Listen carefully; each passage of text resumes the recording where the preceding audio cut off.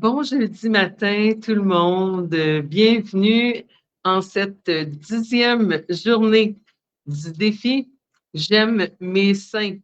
Alors, je vous rappelle que j'ai lancé ce défi dans le cadre du mois d'octobre, qui est le mois de la sensibilisation pour la santé des seins. Mais évidemment, tout ce qu'on fait pour la santé de nos seins, on le fait de manière globale pour notre santé en général, mais aussi pour notre santé hormonale, puisqu'on le sait, le corps humain n'est pas compartimenté. Donc, quand on améliore l'excrétion de nos estrogènes usés, quand on améliore notre santé intestinale, quand on réduit l'inflammation, quand on augmente l'activité physique et notre apport en eau, notre hydratation, eh bien, ce sont des facteurs qui vont bénéficier notre santé dans son sens le plus large. Donc, évidemment, le défi J'aime mes seins n'est pas seulement avisé pour les seins et n'est pas réservé aux femmes. Tout le monde peut mettre en application les bons conseils dont je vous fais part à chaque matin et dont je continuerai à vous faire part jusqu'à la fin du mois. Il y aura même quelques journées où on aura des doubles défis puisque l'objectif est vraiment de vous en fournir 31 durant ce mois d'octobre. Alors, ce matin, on va parler d'une substance que vous connaissez peut-être un peu moins, mais on va continuer dans cette idée de détoxifier nos estrogènes au niveau de notre intestin. Et pourquoi j'ai débuté par l'intestin et pas tellement par le foie? En réalité, c'est que je vous ai expliqué à plusieurs reprises que les estrogènes qui ont été utilisés dans notre corps doivent éventuellement être neutralisés ou métabolisés au niveau de notre foie. Une fois que cette étape a été réalisée, eh bien, les estrogènes doivent être éliminés à l'extérieur de notre corps et il y a 3 voies d'excrétion. La première étant la voie des menstruations, si on a encore un cycle menstruel. Sinon, il nous reste la voie urinaire et par les selles. Évidemment, dans le cours de leur élimination via notre tube digestif, via les selles, il y a plusieurs facteurs qui peuvent survenir et c'est pour ça qu'on a parlé de l'importance d'éliminer le gluten hier parce que le gluten va créer un phénomène d'hyperperméabilité dans nos intestins, c'est-à-dire qu'il va d'abord créer beaucoup d'inflammation, mais aussi rendre les petites parois semi-perméables qui sont entre chacune des cellules de notre tube digestif qu'on appelle les entérocytes. Donc, normalement, ces parois sont semi-perméables pour laisser filtrer les substances nutritives dont on a besoin à partir de notre tube digestif. Mais sous l'action du gluten, ces petites parois ou jonctions étroites peuvent devenir hyperperméables et laisser s'échapper des molécules qui n'ont pas terminé d'être digérées, par exemple, comme le gluten, peuvent laisser filtrer des micro-organismes comme les Escherichia coli, donc nous exposer à des risques d'infection urinaire, etc., etc. Donc, c'est très important pour conserver la paroi de notre intestin intacte d'éliminer le gluten. On a parlé précédemment de l'importance des probiotiques, donc de ces bonnes bactéries qui vont venir offrir une première barrière de protection le long de notre tube digestif, mais aussi compétitionner avec les autres micro-organismes moins intéressants, comme par exemple les Escherichia coli, comme par exemple le Candida albicans, pour les mêmes sources de nutriments, donc vont aussi, par d'autres mécanismes, contribuer à notre immunité. Je vous ai expliqué que 80% de notre immunité, en réalité, trouve son origine dans notre tube digestif. Alors, les bonnes bactéries, les probiotiques qui composent notre microbiote, qu'on appelait anciennement notre flore intestinale, vont aussi consommer des fibres et rejeter des substances qui ont un effet bactériocide. Donc, ce sont des types d'acides gras à chaîne courte qui ont un effet bactéricide. Bref, il y a plusieurs mécanismes d'action des probiotiques. Alors, je vous ai expliqué l'importance de consommer des probiotiques, oui, via les aliments fermentés et tout ça, mais aussi de consommer régulièrement un probiotique d'origine humaine, comme ceux de la marque Genestra, la série HMF pour Human Microflora. Donc, il y en a tout un éventail. AOR fait de très bons probiotiques aussi quand on veut varier les souches. et la marque Metagenics, mais il y en a d'autres. Je vous donne seulement quelques exemples pour orienter vos recherches. On a parlé aussi justement de l'importance de consommer des fibres pour que ces estrogènes qui sont en voie d'être éliminés, mais aussi les autres toxines soient séquestrés en réalité dans notre bol alimentaire et tout au long du transit intestinal pour être bien excrétés à l'extérieur, mais aussi parce que les fibres vont nourrir nos bonnes bactéries. Et on a parlé de l'importance de boire de l'eau parce que c'est l'eau qui va faire gonfler tout ça et générer le mouvement péristaltique. On sait que nos selles sont composées à 70 d'eau. L'importance du mouvement, donc de l'activité physique, de gérer le stress, parce que lorsqu'on est stressé, on ne digère pas le Big Mac ni les hormones. Bref, c'est vraiment un plan global qu'il faut se donner. Là, vous allez me dire, Chantalane, oui, mais si on fait tout ça, on va prévenir le cancer 100% de notre journée. Eh bien, c'est un peu ça l'idée, c'est qu'on doit avoir un mode de vie qui promouvoit la santé. C'est pour ça, quand vous m'arrivez en me disant quel produit je peux prendre pour telle affaire, c'est jamais quel produit vous pouvez prendre. Il faut comprendre que les suppléments viennent supplémenter, mais ne viennent pas remplacer une mauvaise alimentation, un taux de stress complètement jusqu'au sommet, un manque d'activité physique, etc., etc. Donc, les suppléments sont de précieux alliés, mais ils doivent s'inscrire dans une hygiène globale de vie et c'est la spécialité du naturopathe. En fait, on est des éducateurs à la santé et le travail qu'on fait en consultation, c'est d'identifier avec vous quels facteurs sont en excès dans votre vie et quels facteurs sont en manque. C'est un peu un travail de détective. On débute, dans mon cas, avec un questionnaire de 17 pages qu'on épluche ensemble. On fait vraiment le tour de votre vie et c'est ce qu'on cherche à faire, c'est vraiment de vous conseiller des changements au mode de vie, à l'alimentation, à votre gestion du stress et oui, dans certains cas, supplémenter parce qu'on n'arrive pas juste à l'aide de l'alimentation à combler tous nos besoins dans notre mode de vie moderne avec le niveau de stress, le niveau d'exposition à des substances toxiques dont on en invente des nouvelles à tous les jours, à pallier à tous nos besoins juste via l'alimentation. Donc, oui, on va aller chercher des suppléments aussi pour pallier à certaines prédispositions génétiques qu'on appelle des polymorphismes qui pourraient affecter, par exemple, notre capacité à fabriquer la vitamine D, il en a été question, mais aussi à transformer nos vitamines B dans leur forme bioactive. Alors, absolument, c'est nécessaire, les suppléments, mais comme je le dis, ça doit s'inscrire dans un mode de vie, dans une hygiène de vie, ça ne vient pas remplacer. Alors, c'est ce qu'on fait 80% du temps qui compte. On a tous des journées où ça ne donne pas qu'on aille faire de l'activité physique, où on couvre une grippe, ça ne nous tente pas. Et des journées où c'est l'anniversaire de nos enfants, on avait plein d'enfants dans la maison et on a mangé du gluten et on a mangé du sucre. C'est normal, mais c'est ce qu'on fait 80% du temps qui va compter. Et si le mode de vie devient un stress, bien, c'est complètement contre-productif. Donc, il faut installer nos habitudes. On essaie de changer au moins une chose par mois dans notre vie. Je vous en donne 31 à adresser ce mois-ci. Vous en avez pour les 3 prochaines années à implémenter mes recommandations. Mais il faut savoir que chacun de ces gestes que vous posez, chacun de ces changements fait partie d'un cercle vertueux et donc chaque chose que vous faites va avoir un effet synergique avec les autres choses et éventuellement, vous vous retrouvez à avoir un niveau de santé optimal avec un bon taux d'énergie, avec une bonne résilience, etc., etc. Et c'est ce qui fait qu'on peut finalement jouir de notre vie. Alors, tout ça pour vous dire qu'on va continuer ce matin dans l'aspect intestinal pour après ça pouvoir remonter vers le foie parce que ça ne donne rien de prendre des suppléments qui vont supporter la détox des hormones dans le foie si ensuite les hormones sont acheminées vers un intestin qui est complètement hyperperméable, complètement poreux, comme on dit souvent, et donc qu'il y ait cette réabsorption, ce recyclage des estrogènes en réalité qui vont devoir revenir au foie et être métabolisés à nouveau. Alors, on va terminer avec ce bloc sur la santé de nos intestins, mais aussi sur l'élimination des estrogènes.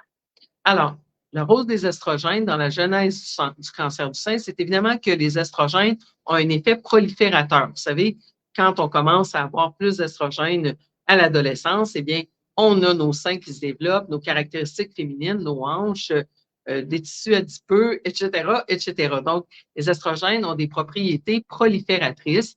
C'est sous l'action des estrogènes que l'endomètre à l'intérieur de notre utérus va proliférer pour pouvoir accueillir, le cas échéant, l'ovule fécondé. Lorsque l'ovule n'est pas fécondé, évidemment, le corps jaune va devenir la progestérone et l'endomètre va être éliminé au moment de la menstruation. Donc, c'est toujours l'action de prolifération qui est associée aux estrogènes.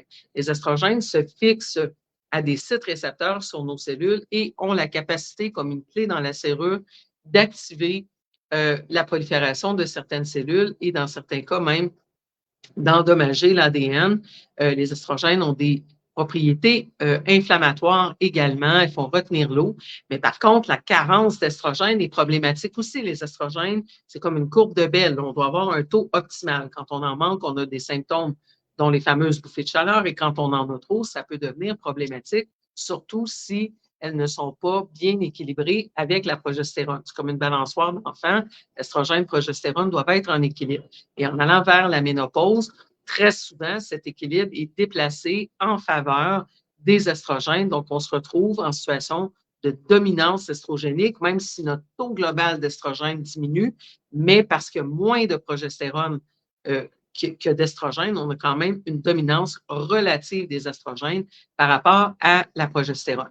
Donc, c'est là que ça devient problématique et c'est là qu'on commence à avoir une accumulation de ces estrogènes qui vont se fixer au site récepteur et causer, par exemple, des fibromes, des kystes, tant au niveau des ovaires, de l'utérus que des seins, des menstruations très abondantes, etc., parce qu'on a un excès d'estrogène qui n'est pas bien équilibré par la progestérone. Alors, on doit supporter le métabolisme ou l'excrétion de ces estrogènes. On a vu dès le premier jour que les vitamines B sont très importantes parce que dans la deuxième phase de notre foie, on a une voie d'excrétion des estrogènes, mais aussi de beaucoup d'autres toxines, dont l'homocystéine, dont des trucs cancérigènes et tout ça. On a une voie très importante d'élimination dans notre foie qui s'appelle la méthylation. Et la méthylation dépend de la vitamine B12, des folates ou vitamine B9 et de la vitamine B6, mais dans leur forme bioactive. Donc, si on manque de B, toute cette voie d'élimination ne fonctionnera pas bien. Il y a une autre voie importante pour éliminer nos estrogènes qu'on appelle la sulfation, qui, elle, dépend de molécules soufrées comme la N-acétylcystéine, par exemple, ou NAC, qui va être supportée par des sulforaphanes, les substances qu'on va retrouver dans la famille des brassicas ou des crucifères comme le brocoli, comme le chou-fleur et tout ça, dont il sera question dans les prochains jours du défi. Et il y a une autre voie très importante qu'on appelle la glucuronidation, qui est une voie un peu moins connue, et elle dépend d'acide glucarique. En fait, l'acide glucarique, le corps en produit naturellement et on en retrouve dans beaucoup de fruits, particulièrement les pommes, les oranges, les raisins, sont riches en acide glucarique.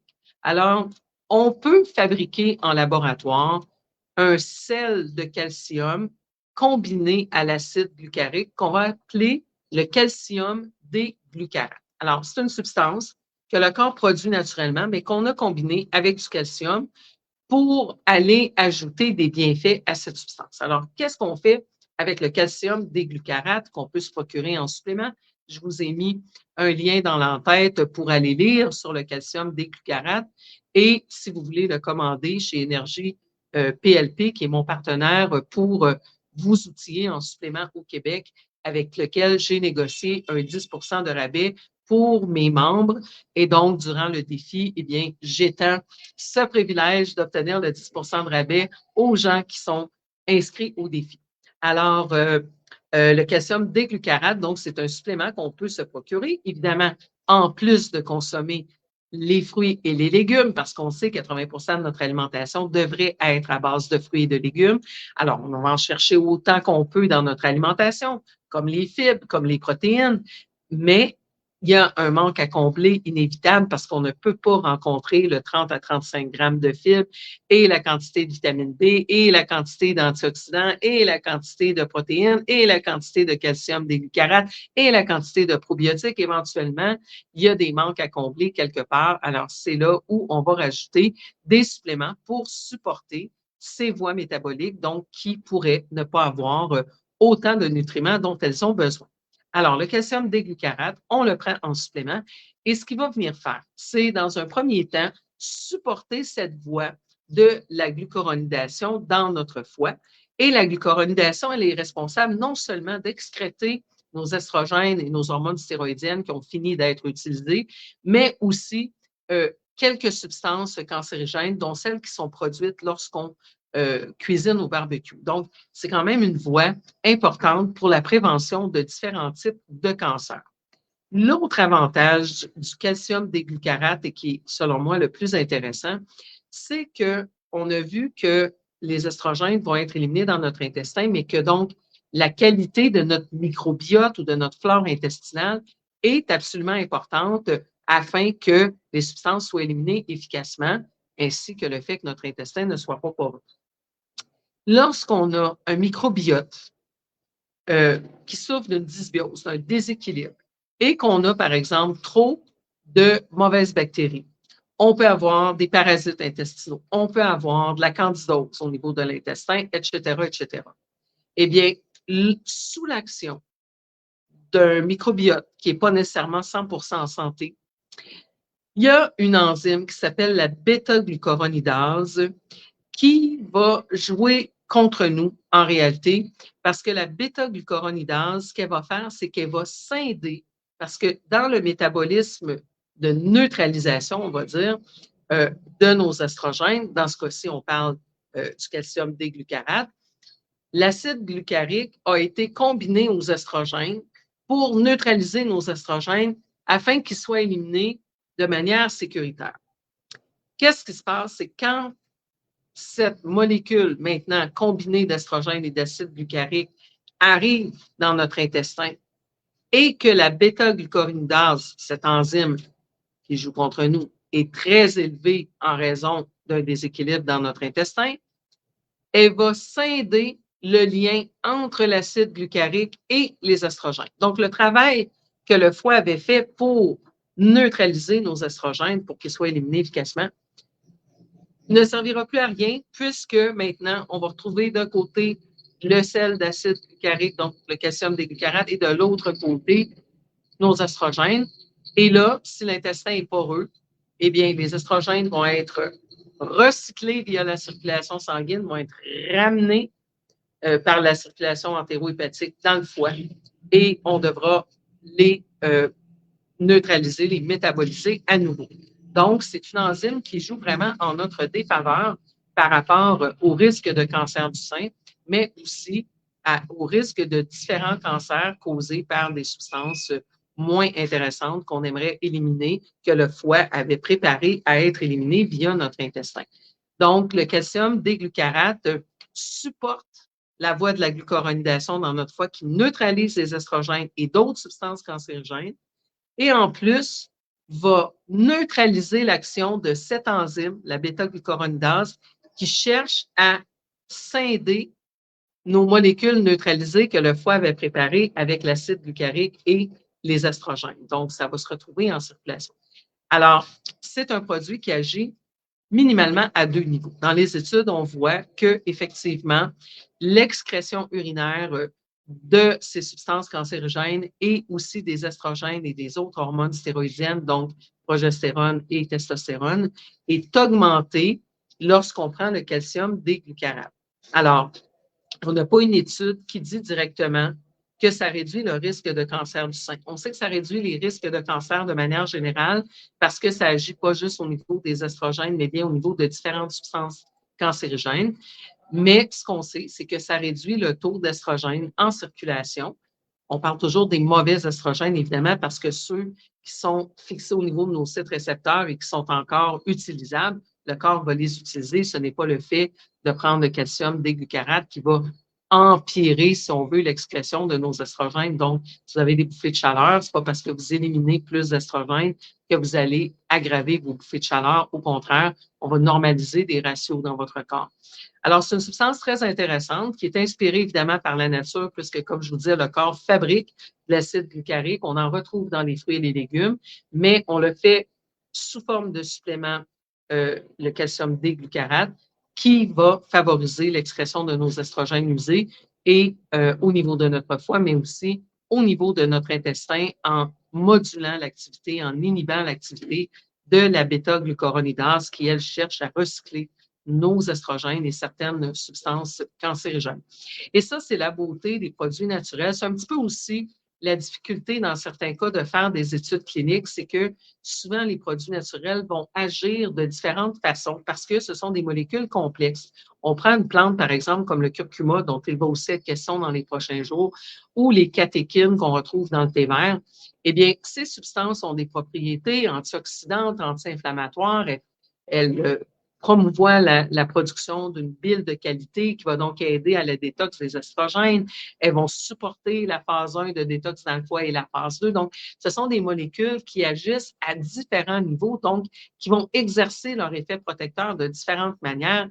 Alors, des fois, c'est plus compliqué que d'étudier, par exemple, un médicament de synthèse qui a une action très pointue, très spécifique. Alors, on peut vérifier un paramètre directement affecté, mais dans le cas des substances naturelles, très souvent, c'est des substances qui vont agir de manière concertée sur plusieurs voies dans notre corps et qui vont travailler aussi souvent en synergie avec d'autres substances naturelles, etc., etc. Donc, c'est la beauté de la chose parce que, comme je disais, dès qu'on met un facteur en application par un effet synergique sur un autre facteur, on augmente ces cercles virtueux et notre état de santé global, et ça complique un petit peu les études. Alors, c'est ce que j'avais pour vous aujourd'hui. Restez avec moi parce que je vais vous parler de d'autres choses dans les prochaines minutes.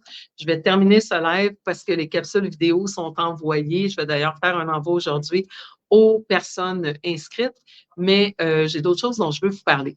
En terminant la capsule vidéo, je vous rappelle que vous pouvez vous inscrire au défi J'aime mes seins avec le lien dans l'entête. Vous pouvez réserver des consultations naturopathiques avec moi.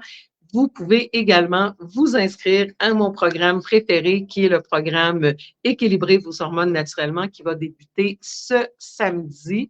Donc, ne perdez pas de temps, on est déjà jeudi. Il faut que je prépare mes trucs pour samedi matin. Alors, venez vous inscrire aujourd'hui et on va se retrouver samedi matin pour ce programme et je vais vous en parler dans les prochaines minutes dans une petite vidéo dédiée à ce programme pour clarifier en quoi il consiste et en quoi il ne consiste pas. Et donc, on va se retrouver sinon demain matin entre 8 et 9 pour un autre truc pour la santé de nos seins. Alors, merci tout le monde d'être là. S'il vous plaît, partagez. Vous savez que nous avons besoin de votre aide pour partager l'information, pour déjouer les algorithmes qui censurent la bonne information en santé. Bonne journée.